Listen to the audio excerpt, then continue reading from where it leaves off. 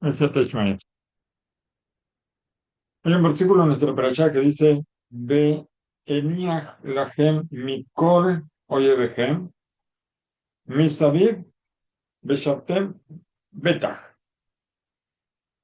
Y les voy a sacar a ustedes todos los enemigos que tienen alrededor y van a establecerse, van a vivir con seguridad, como hoy, ¿no es cierto? Baruch Hashem. Si nosotros queremos, dice el Rab Aryeh Shexter, si nosotros queremos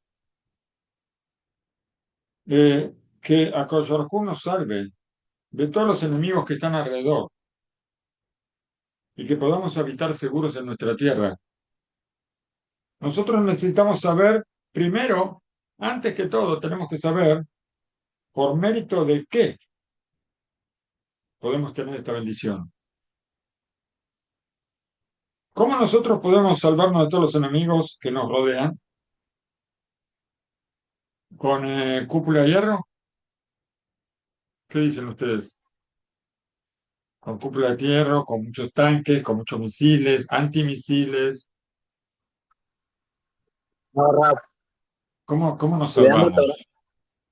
¿Cómo? estudiando Torah y cumpliendo la mitzvah, los mitzvot.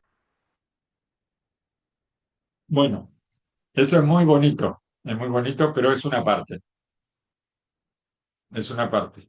Es una parte muy importante, por supuesto. ¿Por qué? Porque es cumplir la voluntad de Hashem. Y nosotros sabemos que Hashem es el único que nos puede salvar de todo. Pero también hay que hacer la parte, no estamos exentos. Tenemos que tener un ejército, tenemos que tener armas, tenemos que tener todas las cosas, pero tenemos que saber que Hashem es el que gobierna el mundo. No, ni Putin, ni Trump, ni el ayatollah no sé cuánto, nadie, ni tampoco Bibi, tampoco, tampoco. Hashem gobierna sobre todos. Los demás son todos muñequitos. Pero, Istadlut, como en todas las cosas, ¿quién trae la parnasá? La parnasá la trae Hashem, ¿cierto? Entonces yo me puedo poner en una cama paraguaya, así se llama, ¿no?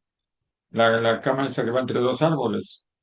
Me acuesto ahí, Hashem, dame de comer y dame de tomar, vísteme, todo lo que necesito, por favor. Quiero una casa, quiero un carro, quiero o eléctrico o a gasolina, lo que sea. Dame todo lo que yo quiero. No, hay que hacer un istadlut, hay que hacer una parte, ¿cierto? Para que Hashem mande la bendición. En esto también, en la seguridad también hay que hacer una parte, pero tenemos que saber qué es lo importante. Primero, hace falta saber que si nosotros buscamos todo tipo de acciones,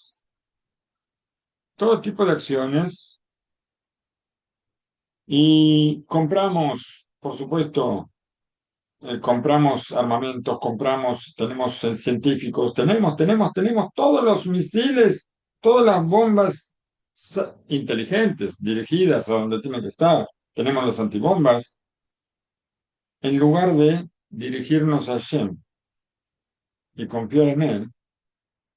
Entonces, estamos buscando lo que decimos en el Shema, que no vamos a ir detrás de otros dioses. Y estamos yendo detrás de otros dioses, cuando nosotros nos apoyamos solamente en esas cosas. Y la palabra Elohim viene de fuerza, viene de la palabra fuerza. Dice, tú estás buscando algo o alguien fuerte para apoyarte en él. Y nosotros somos los hijos de Shem, y todo está en sus manos. Y él solamente es el único que tiene el poder para ayudarnos. Eso tenemos que saber. Y si fuera que no tendríamos nosotros comprobantes, vamos a decir, yo voy a comprar cualquier cosa y me dan una boleta, ¿cierto? La boleta me la van a dar en un papel, me la van a mandar por SMS, me la van a mandar por mail, pero yo tengo una boleta. Tengo una boleta que justifica lo que yo compré.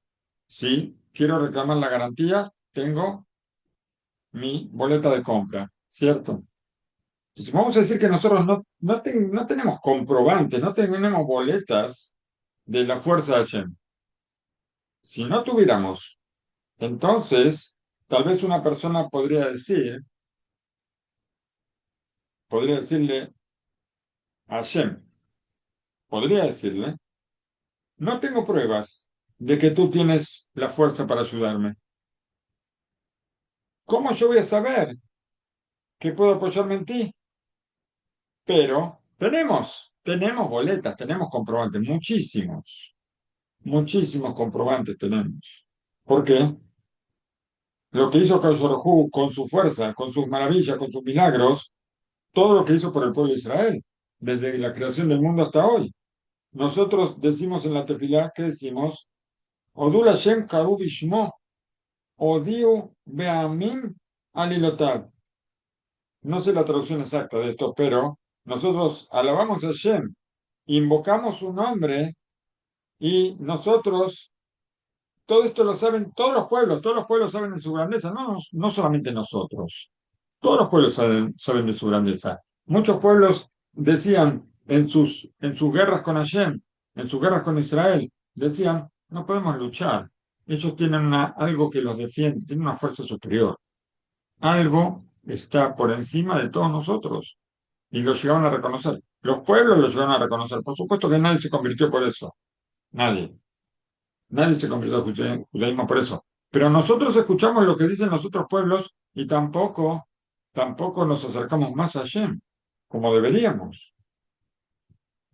En todas las generaciones, en todas las generaciones, Hu hizo cantidad de milagros y cosas. Y entonces la prueba la tenemos. Tenemos pruebas de su fuerza impresionante. Sigue diciendo Rav Shekster, sexto del libro acá. Hu nos demuestra a nosotros cuánto nos ama. Esto otra cosa más. No solamente Hu nos demuestra su poder, nos demuestra cuánto nos ama. Nos sacó de Egipto. ¿Cómo? Con 10 plagas que le trajo a los egipcios. Y que en cada plaga había muchísimos milagros. Lo decimos en la Gada de Pesach, que en cada plaga había o 50 o 40 o no sé cuántos milagros en cada plaga.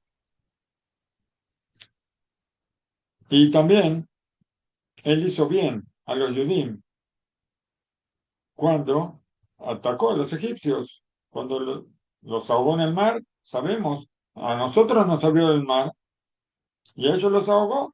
Nosotros caminamos por lo seco y ellos iban con los caballos tumbándose y ellos cayendo bajo los caballos. En el mismo mar nos dio agua dulce. Alguien tenía sed cuando cruzaba el mar y ponía un vaso descartable ahí al lado de la pared y del hielo salía agua dulce, del hielo salado, porque el mar es salado.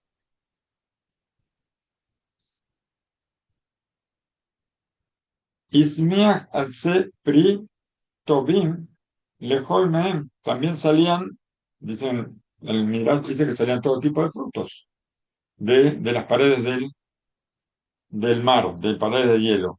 Finalmente, como dijimos, ahogó al ejército egipcio, un ejército que era el más poderoso del mundo, que iba detrás nuestro. Y por cuanto que Hu demuestra su poder y la fuerza está en sus manos y no hay como él, por cuanto que él nos ama más que a nadie, ¿por qué nosotros buscamos otras cosas para defendernos o personas en las que confiar?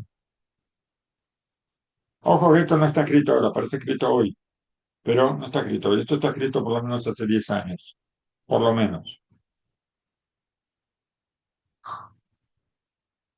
Dice el versículo en Teilim, y me olvidé de buscarlo, 81:8, quien tiene ganas de buscarlo, dice, Batzara Karata be Ahaletzaha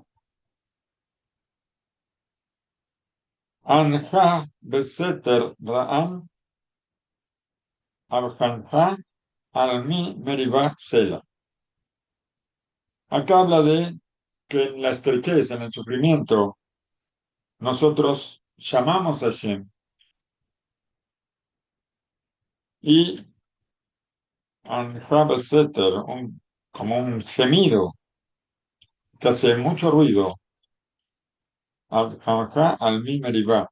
Y esto muestra sobre la pelea, no entiendo bien lo que dice, cuando aparezca ahí en el chat, que me lo escriba, le agradezco.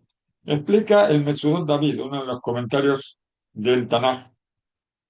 Dice, Abjanjá, ¿qué quiere decir?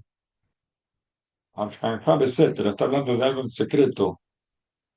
Imkiaya Bajun, el que fue probado y sabe, Abjanjá es como tu prueba, o sea, la prueba con que me has probado. Con tu prueba es sabido Shetejatá de Memeriba, que estamos pecando en los días de la pelea.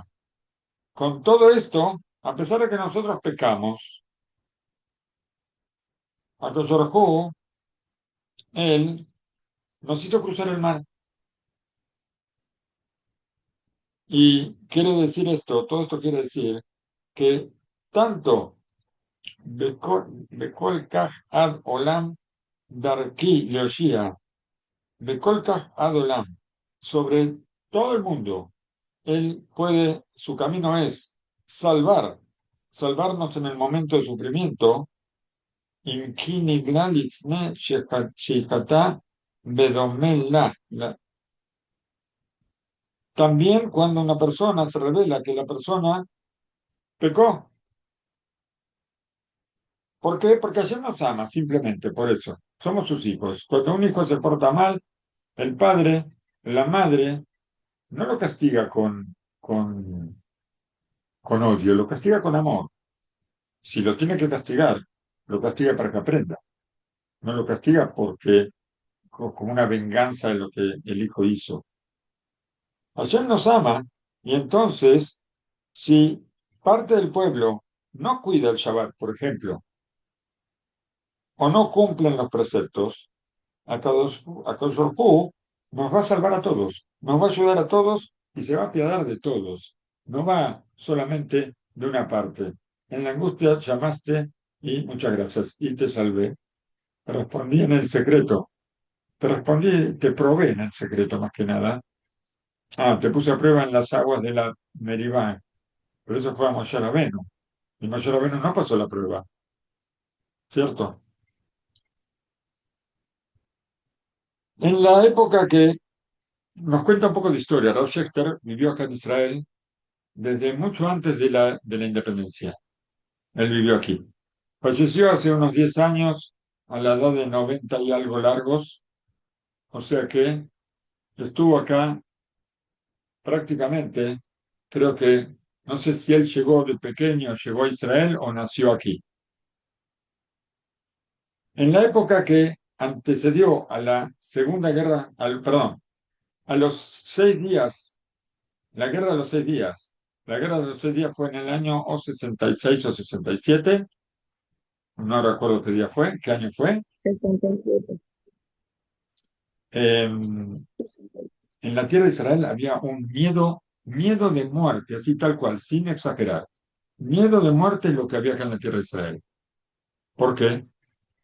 Todavía, todavía el ejército no estaba muy preparado, podemos decir. ¿Por qué? Porque apenas no llegó a 20 años de la independencia del país. Cuando el país se independizó, ahí se empieza a formar toda la estructura del país y la estructura del país no se forma en un día, seguro que no. Aparte, en el año 48, cuando fue la independencia, había 600.000 personas en la tierra de Israel, nada más. Alrededor, más de 100 millones de árabes, alrededor, para que tengamos una idea nada más de las proporciones. No hay proporción, no existe proporción. Aparte que hubo varias guerras.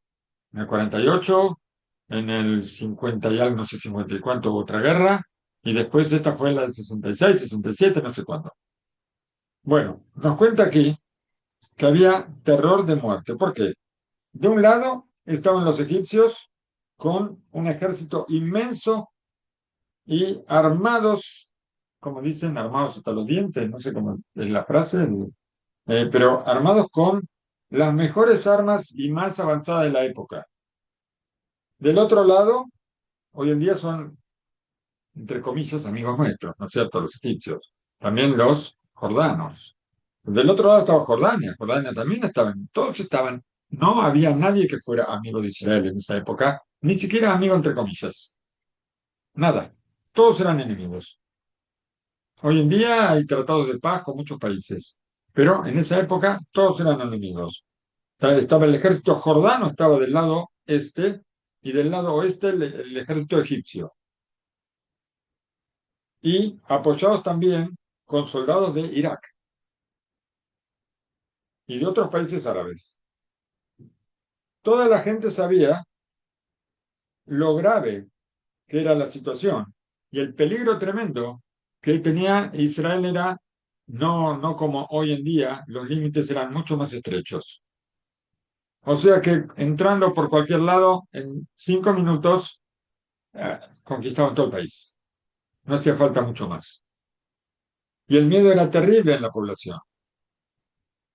Los betagneses estaban llenos, las sinagogas, las personas decían Selijot, con el corazón quebrantado, llorando, parecían ríos, ríos de lágrimas había. Decían las 13 midot de Hashem, con mucha, tocaban el shofar, y finalmente se desató la guerra. Cuando se desató la guerra entraron todos juntos, por todos lados entraron. Entraron los egipcios, los jordanos, por el norte Siria, Líbano, por el sur Arabia. Todos entraron. Pero la salvación tan grande que tuvimos de parte de Hashem, nadie podía imaginarla siquiera. Nadie podía imaginar que en lugar de ceder territorio, Israel duplicó, triplicó el territorio. Como el ejército tan poderoso de los egipcios retrocedió, Israel tomó toda la península de Sinaí, que después para hacer el tratado de paz con Egipto se devolvió. Pero, mientras tanto, Israel tomó toda la península de Sinaí. Jordania tomó toda la parte de Cisjordania. En el norte tomaron las alturas de Golán. Fue una cosa increíble, como un ejército tan pequeño y casi sin la posibilidad, nadie lo soñaba siquiera, como si alguien tuviera tenido el sueño mejor de los sueños, no imaginaron lo que pasó realmente. Israel tuvo una victoria tan grande que fueron solamente milagros. No existía una posibilidad lógica de esto. Con todo eso, con todo el asombro que tenían todos sobre lo que sucedió, que es una cosa impresionante, prácticamente imposible, ¿qué decía la gente? ¿Cuál era cuál era las palabras que decían en la calle después de que pasó eso? La guerra duró 6 días nada más. ¿Y qué decía la gente en la calle? ¿Qué se imaginan que decía la gente en la calle?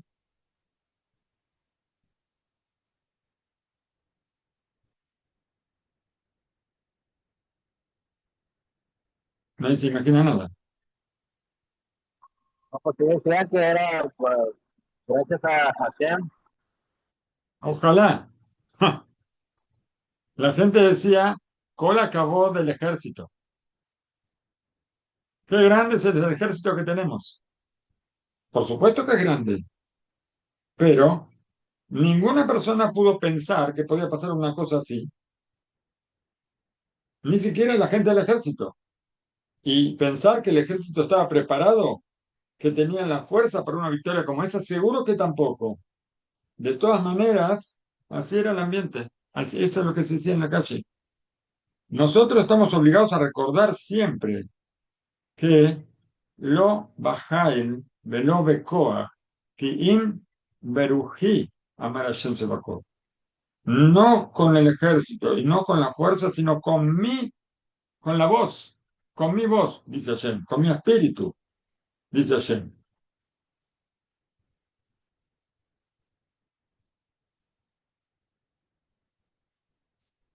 Si nosotros quisiéramos saber qué pasa cuando el pueblo de Israel hace la voluntad de Hashem, y por otra parte, qué es lo que pasa cuando, Hasu Shalom, no hacemos la voluntad de Hashem, cuando hacemos cosas malas a los ojos de Hashem, cuando hacemos cosas malas a los ojos de Hashem ya sabemos lo que pasa. Tenemos que volver atrás muy poco tiempo. ¿Cuánto tenemos que volver atrás? No hace falta volver atrás casi 2 años. Eso también, pero podemos volver atrás hace 3 meses, 2 meses. ¿Cuánto hace? ¿Cuánto pasó? Fue la guerra de los 12 días. ¿Cuánto pasó eso hace 2 meses? Por supuesto que si nosotros hiciéramos la voluntad de Dios no hubiera pasado nada. Aunque las proporciones son, no se puede hablar de las proporciones. Yo escuché a Rod Rosenblum, que él dijo que ¿qué cantidad de misiles tiró Irán a Israel? No eran misiles, los misiles que tira Hamas o que tira Hezbollah, o que tiran los Houthis desde Taimán y que casi ninguno llega. Uno habrá llegado, uno creo que llegó a Tel Aviv. Los demás todos los derribaron antes de que entren a la tierra de Israel. Ayer tuvimos uno, ayer, anteayer, tuvimos uno, no sé dónde sacan todavía para tirar. Pero los misiles que tiró Irán eran misiles tremendos, tremendo, un poder tremendo, ya vimos los que cayeron, los desastres que hicieron. Pero con todo eso, ¿qué hablan? Por supuesto que nosotros lamentamos cada muerte, pero hubo 28 muertes acá en Israel cuando Irán tiró misiles a la población. Irán no tiró misiles a los militares, tiraron misiles a la población. Israel tiró bombas no sobre la gente, sino sobre instalaciones militares, sobre depósitos de misiles, sobre esos lugares. Con todo eso, en Irán murieron más de 1.000 personas. Aquí en Israel murieron 28, pese a la destrucción que provocaban esos artefactos que ellos tiraban. Pero hay que pensar que no sé cuántos tiraron, ¿alguien sabe cuántos tiraron? 600, creo. Creo que fueron 600 que tiraron y cayeron menos de 30. Estamos hablando de menos de un 5%. Son cosas tremendas que viajan a una velocidad impresionante y cómo pudieron derribar todo eso. Inclusive sabemos que inclusive el ejército británico, los aviones de Francia, de Inglaterra, inclusive de Jordania, que siempre fue nuestro enemigo, ellos también derribaron misiles cuando pasaban por los territorios árabes. Entonces, pero el milagro de que hayan caído solamente los que cayeron y que Baruch Hashem no murió tanta gente, es un milagro tremendo. Pero nadie lo va a decir. Nadie lo va a decir. No es milagro, es la capacidad que nosotros tenemos. O sea, saber lo que pasa cuando, y recordamos también el 7 de octubre, por supuesto, de hace 2 años, esto es saber lo que pasa cuando no hacemos la voluntad de Hashem.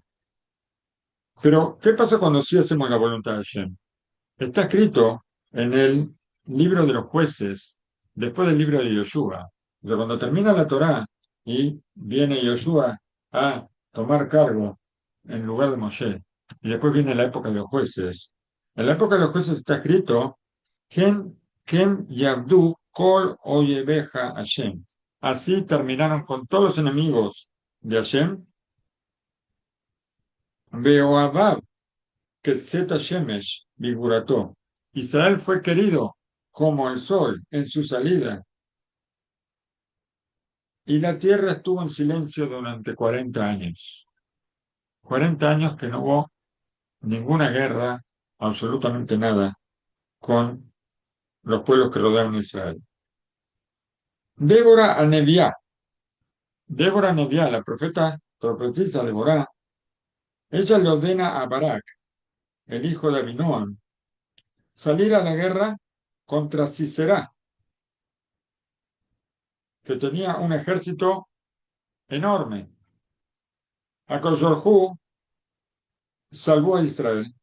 Y Barak, con su pequeño ejército, sus pocos soldados, ellos tuvieron una victoria enorme en la guerra y la tierra estuvo en silencio 40 años. Ese fue el producto de lo que pasó, que terminó con esa guerra. Durante 40 años no hubo ninguna guerra, silencio, tranquilidad en la tierra de Israel. Y vamos a pensar, ¿cuántos años tiene la tierra de Israel? ¿Cuántos años tiene el Estado de Israel? El Estado de Israel tiene, acá está hablando de 70 años, está hablando el Rab, casi 70 años, dice. O sea que, pero tiene más de 70 años. Tiene casi 80 ya. Por eso les dije que esto más o menos tiene 10 años de antigüedad, este texto, una disertación del Rab. Y en esos años, sin contar los últimos años, hubo 7 guerras, aparte de la intifada primera, la intifada segunda y otras tantas cosas más, aparte de todos los atentados y todas las cosas que vivimos permanentemente. Todas cosas de terror, pero todo el tiempo vivimos con esas cosas. Después de los 40 años de paz, de silencio y tranquilidad, las personas se olvidaron quién fue el que trajo la paz, quién nos estaba cuidando, y empezaron a dejar de cuidar la Torá. Y está escrito, y los hijos de Israel hicieron mal a los ojos de Hashem. ¿Cuál fue la consecuencia? Que Hashem puso a los Yudim en manos de Midian durante 7 años. 7 años en la mano de Midian que se fortaleció y la gente de Midian nos tuvo oprimidos. Y así cayó la fuerza de Israel. ¿Qué hizo la gente en Israel? ¿Ustedes se creen que los túneles de Hamas son nuevos? Los túneles, no, no son nuevos. En esa época, estamos hablando hace muchísimo tiempo, los hijos de Israel cavaron túneles y cuevas, construyeron ciudades subterráneas y se escondieron ahí en las cuevas de los Midianim. Cuenta Rav Shexter, pero ojo, ¿cuánto hace que nosotros sabemos de las cuevas de Hamas? Sabemos de eso hace 2 años, ¿no es cierto? Cuando fue el asunto del 7 de octubre, que ellos estaban todos escondidos, se escondieron todos en las cuevas como comadrejas, ¿sí? O como no sé qué, como se puede decir otra palabra. Pero ya en la época de, de los jueces, la época de los jueces, estamos hablando antes de la construcción del primer templo. Ya en esa época cavaron cuevas y túneles, hicieron ciudades subterráneas y Y dice el Rab, también hay cavan cuevas, también hay hacen cuevas y túneles, pero antes de lo que sabemos hoy en día, antes de eso. Y nos cuenta acá el Rab, que yo no lo sabía, tal vez ustedes sí lo saben, que hay rumores que dicen que hay cuevas y túneles bajo, bajo la sede del gobierno de Israel. Y en esas cuevas hay cuartos que están ventilados, por supuesto, con un depósito enorme de comida para una situación de emergencia, porque si sucede alguna cosa impredecible, los políticos, el gobierno y los principales del ejército van a poder salvarse, escondiéndose ahí, cerrando las cuevas de todas partes. ¿Por qué? Porque ahí tienen, aparte de comida y ventilación y, y todo lo que necesita, tienen también un sistema de comunicaciones especial para estar comunicados con todo lo que sucede en la superficie. Esto lo cuenta hace 10 años cuando ni sabíamos lo que hicieron Hamas y todos los demás con sus cuevas y sus túneles, sus búnkeres y todas esas cosas. En esa época en que Midian estuvo sobre Israel, no había teléfonos, por supuesto, no había nada. Estamos hablando de hace aproximadamente como cerca de 3.000 años. 3.000 años o no sé cuánto hace que se entregó la Torá. Hace más de 3.000 años. Entonces, más o menos son 3.000 años. Pero los judíos cavaron los pozos, cavaron las cuevas y los túneles y tenían ventanas para poder respirar. Y también construyeron, como dijimos, pequeñas ciudades dentro de esas, o sea, fortalezas para protegerse en situaciones de guerra. Si los hijos de Israel pensaron que podían con eso hacer lo que quisieran y que podían vivir en esas ciudades, en esas fortalezas, que todo eso los podía ayudar a salvarse, esto es un error muy amargo. ¿Por qué? Porque lo que sucedió es que allá Imsera Israel, Bealá Midian, Beamalek, Ubenek Kedem, Bealú Alab, Beyahanu Aleem, Beyashhitu et Ibul Aretz, Ad Boeja. ¿Qué hicieron los Midianim junto con Amalek? ¿Qué hicieron? Ellos tenían, habían sembrado la tierra, tenían producción, todo lo tenían sobre la tierra, eso no estaba bajo la tierra. Bajo la tierra ellos cavaron los túneles para esconderse, pero todo estaba sobre la tierra. Vinieron estos enemigos que habían conquistado la tierra y los judíos se escondieron bajo tierra, ellos quemaron toda la producción de comida. No había comida, no había nada, ni comida, ni agua, ni nada, absolutamente nada. Mataron también a todos los animales, tanto vacas, toros, eh, burros, corderos, todos, cabras. Los hijos de Israel habían plantado, tenían la cosecha de cereal, tenían viñedos, pero ellos todo lo exterminaron y no quedó absolutamente nada. Ni siquiera, ni siquiera animales. Había hambre terrible en la tierra y tampoco había animales que pudieran tampoco degollar y comer, porque ellos, los enemigos, destruyeron absolutamente todo. ¿Y qué es lo único que le quedó? Porque los enemigos sabían que esto no comían, los judíos no comían. Lo único que dejaron fue camellos. Camellos había cantidad. Los camellos que hicieron, los camellos se encargaron de exterminar todo lo que quedaba. Si quedaba alguna planta o algo, los camellos también tienen que comer. Entonces se comían todo lo que quedaba. Quedó la tierra completamente desierta y eran muchísimos. Y entonces ellos des- destruyeron la tierra como la langosta, como la plaga de la langosta que se comió todo lo que había, tal cual hicieron los camellos, no dejaron absolutamente nada. Y Israel quedó pobre, muy pobre, a causa de Midian, y no le faltaba absolutamente todo. Pero ahora, finalmente despertaron. Era hora, ¿no es cierto? Y gritaron los hijos de Israel a Hashem. Ellos habían sido idólatras en esa época. Tanto descendieron de la despreocupación de que tenían tanta bendición que hasta se volvieron idólatras. Pero ellos gritaron a Hashem y dijeron, Hashem, ayúdanos. Por favor, haz con nosotros sedacá y favor, caridad y favor, como de regalo. ¿Por qué? Porque no tenemos méritos para pedir, pero sálvanos.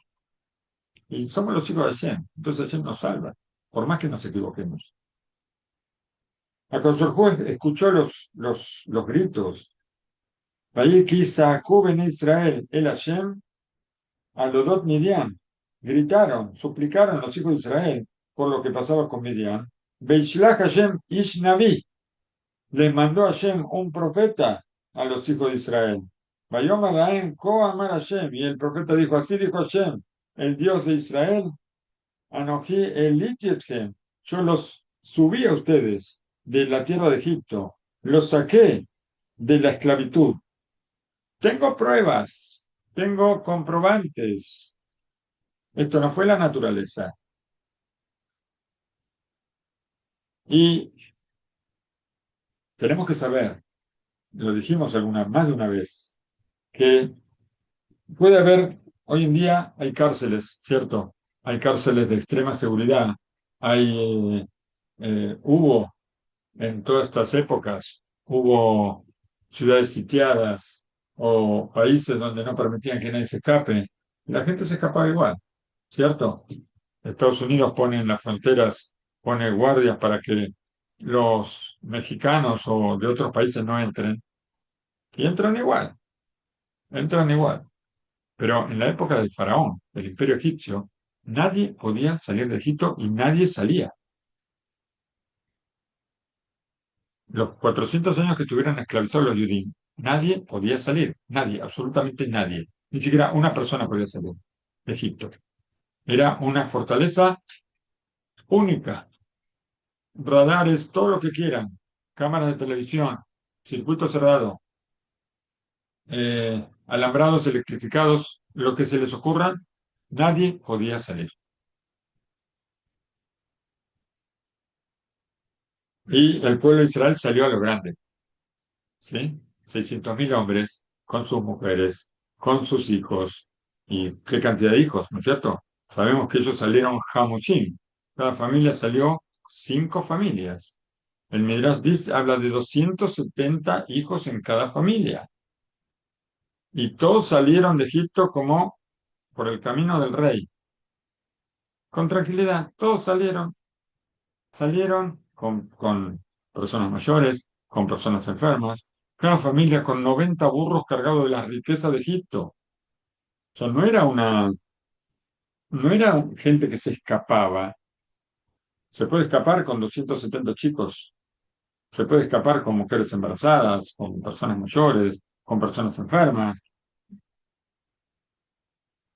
Pueden salir caminando, nada más. A eso no se le llama escapar. Pero todo el pueblo salió cuando nadie podía salir de Egipto. Un pueblo entero, un pueblo entero, y Egipto era tan fuerte, era el imperio egipcio. Nosotros estudiamos todos en la escuela, estudiamos sobre el imperio griego, el imperio romano, el imperio egipcio. Por supuesto, hoy no existe, no quedó nada de ellos. Lo único que quedó que por todos pasó el pueblo de Israel. El pueblo de Israel estuvo en todas partes. Estuvo en el imperio griego, estuvo en el imperio egipcio, en el imperio romano, en el otomano, los medas, los persas. En todas las historias de todos los pueblos, Israel estuvo ahí, a un costado, oprimido, o no oprimido, o perseguido, siempre estuvo. Y siempre va a estar. Siempre estamos. No sé. Pero los demás simplemente pasaron. Pero Egipto era el imperio egipcio, era la potencia mundial. No solamente por el ejército, o sea, por la fuerza que tenía el ejército, por el desarrollo tecnológico de esa época, era único el de, el de Egipto. Y por supuesto que ellos, el poder que tenían era inmenso, pero tenían otra fuerza más. ¿Qué otra fuerza tenían los egipcios? Que era una fuerza también muy grande. La hechicería, la brujería. Exacto, la brujería, la hechicería, ellos eran potencia mundial de brujos. Esto era Egipto. Los Jartumín, el faraón cuando tenía cualquier problema llamaba a sus brujos, no llamaba al jefe del ejército. Primero los brujos, ellos eran los que solucionaban todo. Y ellos tenían un poder muy grande con la impureza y lo utilizaban todo el tiempo para todo lo que necesitaban. Por eso, Egipto era conocido también por su sabiduría, por su brujería, por su poder, y hasta se puede decir que la sabiduría que ellos tenían, hoy no la tenemos. Nosotros tenemos mucha fuerza, tenemos mucha tecnología, pero hasta hoy en día se discute cómo se construyeron las pirámides.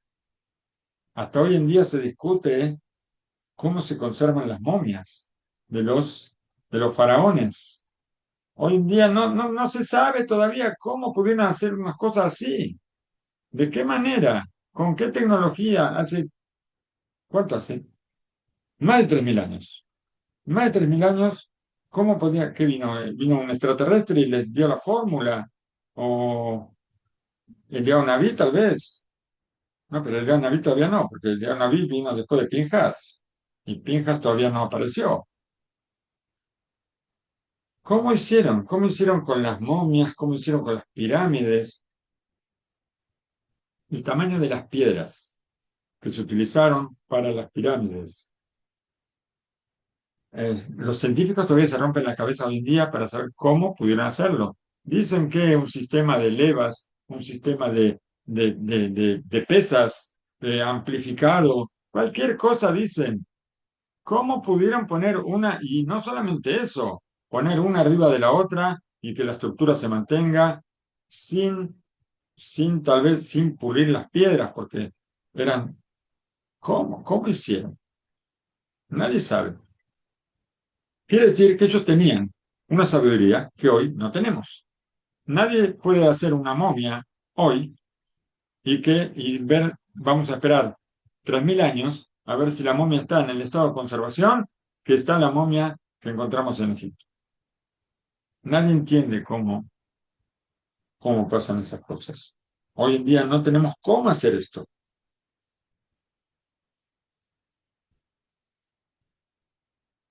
Pregunta a Rochester, ¿alguno de ustedes entró a a las cuevas del Cótel la Maraví? Hay unas cuevas, bajo el Cótel hay cuevas donde hay cosas alucinantes que también no sabemos cómo se pudo construir. Lo que fue el Betamindash también es algo que no entendemos cómo se construyó. Hoy nos queda la pared occidental nada más. Pero la pared occidental, eh, vamos a hacer cuentas, tiene más de 3.000 años, ¿sí? Y va a seguir así. Pero las piedras que están bajo, bajo el Cótel la Maraví, bajo el Cótel, o sea, en toda esa zona, son piedras de 10 metros por 10 metros. O sea, no hablemos de Egipto, hablemos de acá en Israel. ¿Cómo hicieron para toneladas, pero cómo hicieron yo creo que las piedras que se usaron en las pirámides sí se trabajaban para que se alisaban para que calce una con otra. Pero las piedras que están en Jerusalén, está prohibido, está prohibido que golpearlas con hierro.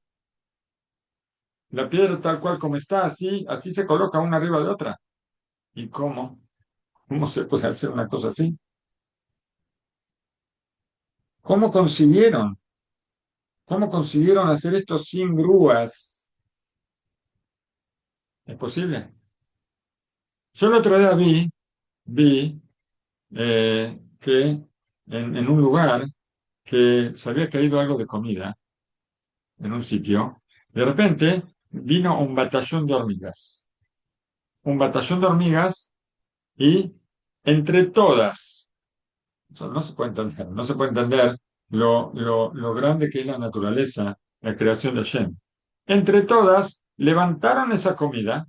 Era una comida que más o menos medía más de 1 centímetro de largo por medio centímetro de ancho. Algo chiquito, para nosotros era algo chiquito. Pero se metieron no sé cuántas hormigas abajo y otras alrededor. Y entre todas iban llevando, no sé a dónde se lo llevaban al hormiguero, no sé. Pero entre todas iban, todas juntitas, iban despacito, llevándose toda esa cosa qué sé yo, cuántas hormigas, millones de hormigas iban a comer con eso. ¿Cierto? Pero imaginemos, no sé cuánto pesa para una hormiga eso, no sé cuál es la proporción, pero por supuesto que una piedra que mide 10 metros por 10 metros, ¿cuántas personas pueden alinearse en 10 metros? Tal vez pueden alinearse 100 personas de cada lado. Y entre 100 personas van a levantar eso, seguro que no. Seguro que no. Ni 100 ni 200 personas. No había grúa, no había nada. Nosotros vemos que en esa época había un sistema, una patente, como dicen acá en Israel, una patente. Había una fórmula para poder mover esas piedras que hoy no la tenemos. Hoy necesitamos una grúa especial, ¿sí? Que va a levantar eso. Hay que dejar todo alrededor. Hay que dejar todo despejado para que llegue esa grúa, si es que puede llegar, ¿no? Tal vez hay que bajarla con un helicóptero, la grúa, para que pueda llegar a ese lugar, porque es tan grande que por las calles no puede andar. Pero con esa grúa poder levantar. Pero no existía eso. No había eso en esa época. Entonces, ¿cómo? ¿Con qué? ¿Con qué inteligencia podían hacer eso? Nosotros no conocemos eso hoy. Quiere decir que en la antigüedad la gente era mucho más inteligente que nosotros. El profeta trae las palabras de Shem a los hijos de Israel. Anoji eleti etchem mi Misraim, beotzi etchem mi bet abadim. Yo los hice subir a ustedes de Egipto y los saqué de la casa de la esclavitud. Ustedes eran esclavos, esclavos, le tenían miedo a los egipcios, un miedo de muerte, y ustedes se sentían que eran nada, directamente. ¿Cómo se siente un esclavo? Un esclavo que está, eh, imaginemos, un esclavo, hijo de esclavos, nieto de esclavos, bisnieto de esclavos, sus hijos también son esclavos, sus nietos también son esclavos, son generaciones de esclavos. ¿Cómo se sienten aparte de ser nada? Nada, absolutamente nada. Y yo los saqué a ustedes de la casa de la esclavitud y los hice patrones ahora. Ahora son patrones. Ahora salieron al desierto. Ustedes son patrones. Cada uno es dueño de sí mismo, de su familia. De repente, Hashem los saca de Egipto y como Hashem ordena, ellos tienen que agarrar un corderito, ¿sí? Un corderito, eso fue antes de salir de Egipto. Ahora un corderito, atarlo a la pata de la cama. Y vienen los egipcios y se enojaron. Los egipcios se enojaron. ¿Qué estás haciendo? ¿Cómo tú te atreves vas a degollar a mi Dios? Y el yudí, que todavía era esclavo, le dice, sí, sí, voy a matar a tu Dios. ¿Pero tú no tienes miedo? No, no, yo no tengo miedo porque Hashem se reveló a mí, me mostró toda su fuerza y mucho más de lo que ustedes tienen, lo tiene Hashem. Entonces, por cuanto Kadosh Baruj Hu decretó así, entonces, ahora la cosa cambió. Ya no tenemos más miedo de los egipcios.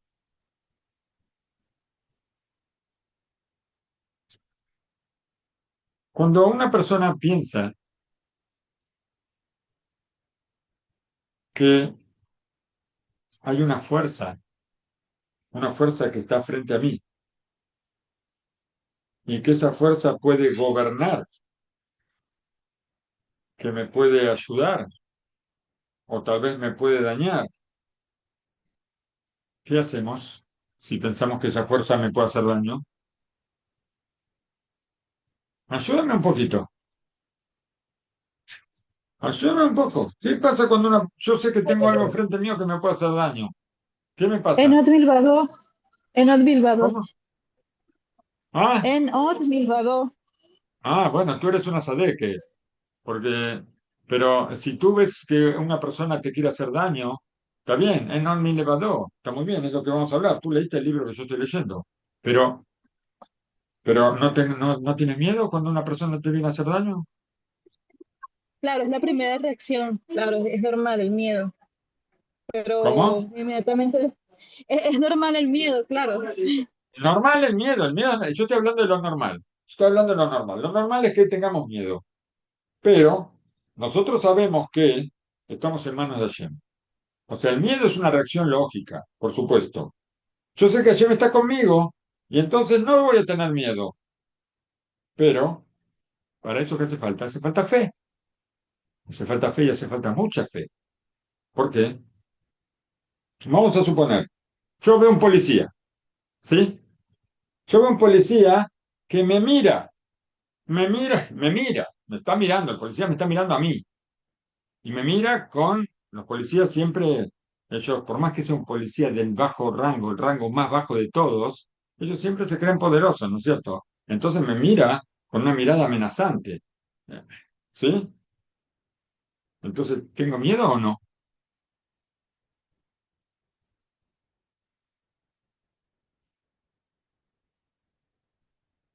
Son todos aquí. Nadie tiene miedo. Me voy a disfrazar de policía. Sí, sí tendría miedo. Sí da miedo. Da miedo, ¿no es cierto? Un policía me mira a mí, hay un montón de gente, a mí me mira, nada más, me mira a mí, pero me observa. No, no que simplemente me mira, me observa con mirada amenazante. Los demás nadie tiene miedo, ninguno de los demás, solamente la señora. Nadie más tiene miedo, Baruch Hashem. Somos todos valientes. ¿No tenemos miedo? Raf, pero sí, sí, sí se siente miedo, pero ya se supone que, o sea, uno inmediatamente también, uno está en este camino, lo que sí es certeza, inmediatamente, o sea, Shem, por favor, protégeme, si Está estoy en bien, ti, pero o sea, hay tantas cosas. la reacción, ¿cuál es? La reacción, el policía me mira y yo tengo miedo, ¿sí o no? Sí, Sí, Bueno, es bueno, que Muy es, bien, tengo miedo, está bien. es- Y eso a pesar de Rafa, que, a pesar de que, o sea, él me está mirando amenazante, pero yo sé que no hice absolutamente nada malo. No hice nada malo. sí, bueno, Igual tengo miedo. No hice nada sí, malo. ese es el detalle. No hay por qué tenerle miedo a alguien que supuestamente no tiene por qué hacerte nada si no hiciste nada malo. No hay por qué tener miedo. No hay por qué tener miedo. ¿Y por qué tenemos miedo? No, pues Tenemos no. miedo. Si viene un policía y me empieza a mirar, me empieza a mirar, empieza a dar vuelta alrededor mío y me mira todo el tiempo, yo voy a tener miedo. ¿Por qué no? Él tiene un arma, yo no tengo un arma. Además, él es policía, Raf, él puede. Hay miedo. Raf, Aparece el miedo, está. El miedo está. El miedo está. No, yo no hice nada igual. Y él no puede hacerme absolutamente nada, pero un poco de miedo hay. Tenemos que decir la verdad. Aunque sea un poco de miedo, sí va a haber. Pero nosotros sabemos. O sea, eso puede haber al principio. Nosotros sabemos que Hashem, estamos en manos de Hashem. Hashem está con nosotros y solamente Él puede salvarnos de cualquier cosa. Entonces, no tengo que tener miedo a nada. Hay una patente, acá también hay una patente conocida que ya me lo anticiparon, me ganaron porque estaban leyendo el libro que yo tengo, que es en Od Milevado. No hay otro aparte de Hashem. Creer eso con todo el corazón, que a Hu, él gobierna el mundo a su voluntad y entonces no hay ninguna fuerza que pueda anular su voluntad. Y así escribió Rabbi Jaime Boloshin en el libro Nefesh Ahaim. Voy a tratar de traducirlo, es un lenguaje un poco complicado. Voy a tratar de traducirlo. En verdad, cállense. en verdad, en verdad. ¿Quién está hablando en verdad? A ver, ¿qué micrófono quedó abierto por ahí suelto? Ninguno parece. Bueno, Baruch Hashem ya lo cerrado. Bueno, ¿qué nos dice acá Rabbi Jaime Goloshin? En verdad, este es un asunto muy grande y hay una fórmula maravillosa para anular, anular todos los juicios y todas las voluntades externas que no pueden gobernar y no pueden hacer absolutamente nada cuando la persona fija su corazón y dice, Hashem es el Dios verdadero y no hay otro aparte de él en Onmi Levadó. No hay ninguna fuerza en el mundo en todos los mundos, y todo el mundo está lleno solamente con su unicidad y con la simpleza de Hashem Baraj, que anula Umebatel Belibó, Bitul Gamur, Beeno Mashiach Klal, Al Shum Koa. ¿Cómo es esto? Umebatel, y esto anula completamente y no hay ninguna otra supervisión, ninguna otra fuerza, ni ninguna otra voluntad en el mundo. Umeshaved, Umedabek, y nosotros nos estamos subyugados y nos apegamos a bajo su sombra, solamente, solamente con el único Señor, Barujo, y así, Yafsik, y así Hashem, Baraj, él con su mano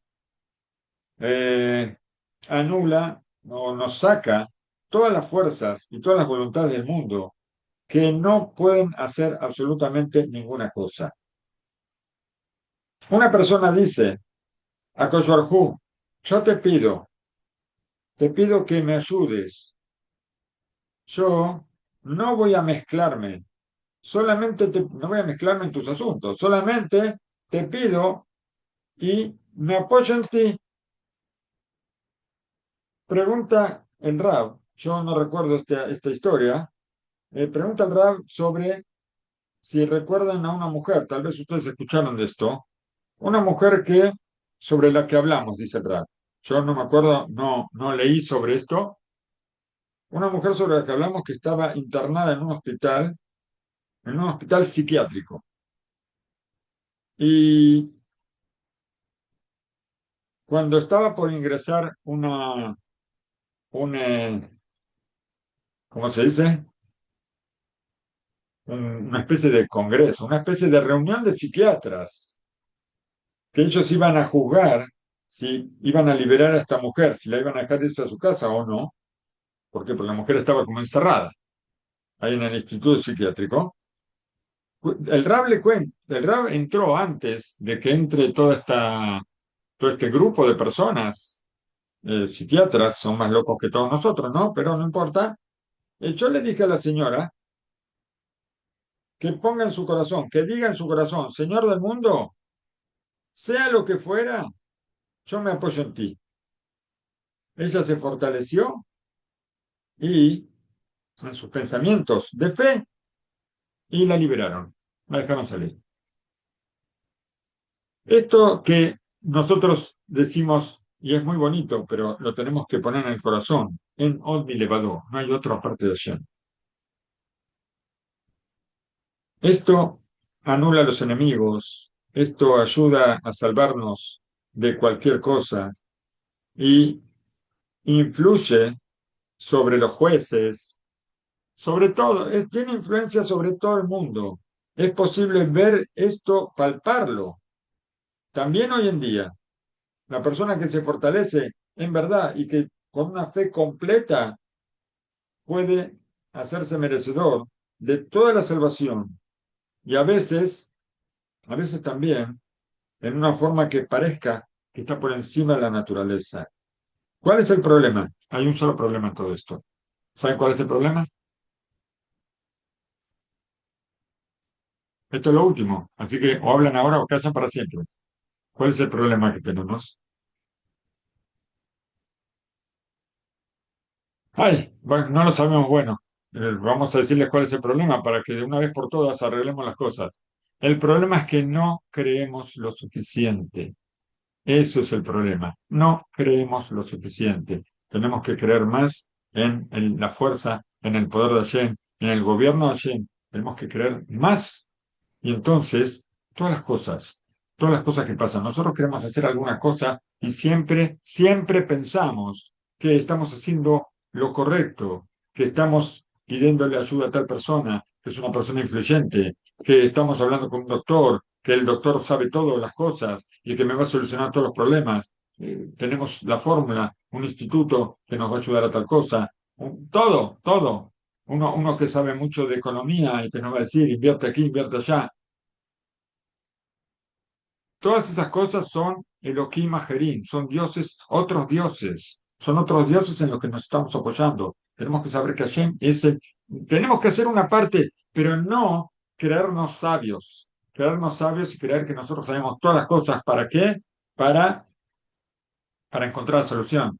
Hashem no necesita nuestra ayuda. Hashem necesita solamente que nos apoyemos en Él. Si nosotros nos apoyamos en Él, vamos a tener todo.